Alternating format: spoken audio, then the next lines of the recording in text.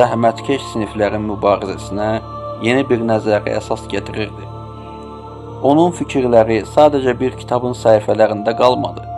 Marksın yazdıqları dünyada böyük dəyişikliklər yaratdı.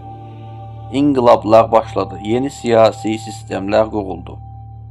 Amma Qədir Mısıroğlu'na görə bütün bunların arxasında tam başqa bir həqiqət dayanır.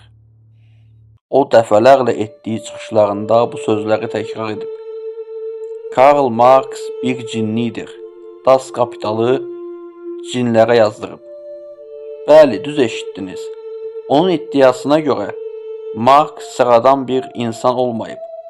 O görünməz varlıqların, cinlərin təsiri altında olub və yazdıqları da onlardan gələn məlumatlarla ortaya çıxıb.